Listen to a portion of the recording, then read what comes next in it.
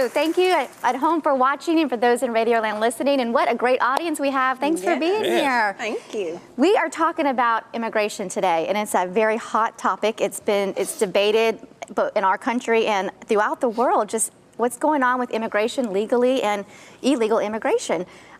Isaac, we've seen political parties on both sides use scripture to support their view on immigration. Are they both right? Is there a biblical view? Are they both wrong? What do you think? I think the interesting thing is that actually biblical scripture can be interpreted by different people in a different way. Right. The same exact scripture could mean something to somebody and something different to somebody else. I think what we have to do right now is probably determine the difference between immigration and invasion, or what would be another word? I don't know. But you know, the difference between the two, because immigration, I'm an immigrant. Right. I actually came from Mexico and I came when I was 9 years old. Okay.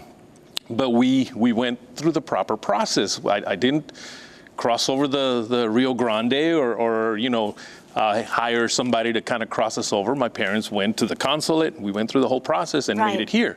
And this has been a great country for us. I think a big difference right now is that everybody just wants to kind of cross over on their own. And what's happening is it's opened up opportunities for bad people to just do it, you know, and just cross over as well. And once we determine what the difference is, I think then we can do the proper thing and care for our immigrants, but not necessarily just allow anybody to just come in here and do whatever they want. Right. I think your perspective of talking about it from a standpoint of legal versus illegal, I think no one is really saying that we don't want immigrants in America. And from a biblical perspective, we would look at it and even thinking about the Bible. The Bible's a story of immigration. You have Abraham and Sarah starting off moving from Mesopotamia. They move to Canaan, then they end up in Egypt. So we see the transition even there. And then in the book of Romans, it teaches us that, you know, we got to be subject to spiritual laws and authorities. So we get the spin on how it can work. But I think the goal is, you know, when it's balanced with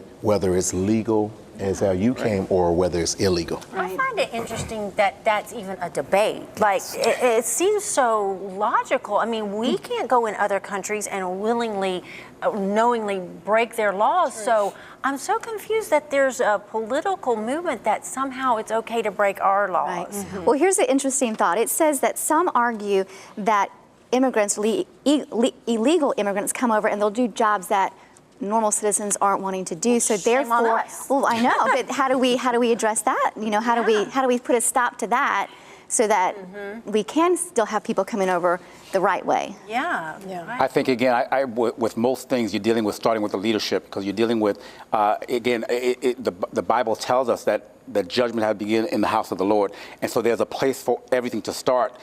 And I think, as Isaac said, you have to redefine or at least make the definition or the clarity of the demarcation of what you mean, because we're putting everything in one clump and we're not rightly dividing. And so when we start talking about it, that's why everybody's like in an uproar, because we think that we're talking about one thing and we happen to be bringing 10 things on the table and not separating what they are. Because nobody, I don't think, in their right mind is thinking about that illegal immigration is correct.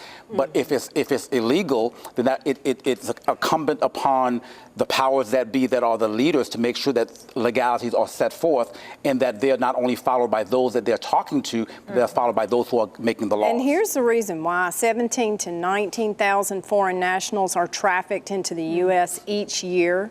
And another quote from this article: illegal immigration creates an environment in which exploitation runs rampant. Sex exploitation and labor exploitation.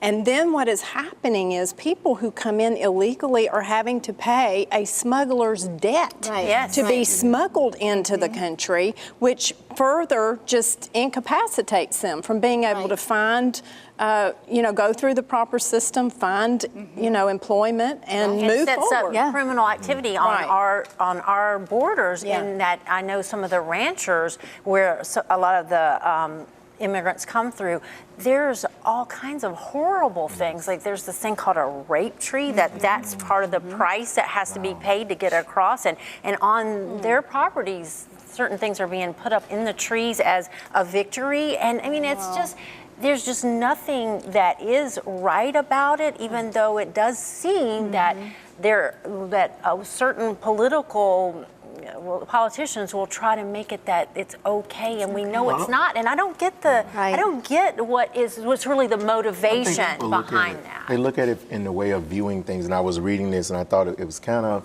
had a little comical end, but it talks about, it said if you cross the northern Korean border, you get put in jail for 12 years, hard labor. If you cross the Iranian border illegally, you are detained indefinitely.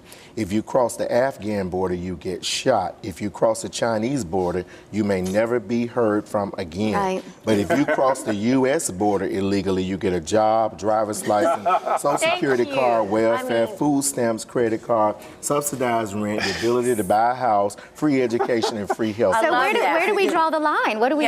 See, that's what. Take a look at what's happening right now. Our conversation is supposed to be about immigration, but immediately we bring it to illegal immigration. Right. And that's where the problem comes in. We break down immigration to illegal. We only call it illegal. All of us that are on this panel are immigrants. Right. And so if we're talking about immigration, then let's keep it pure so we can deal with that, because the minute that we foster in illegal, it becomes an entirely different conversation. Now, the way to keep that, though, is to have processes that have to be followed and obeyed. They have to be obeyed. They have to be obeyed. Yeah. All right, stay with us. We'll be right back with some more on immigration on The Christian View.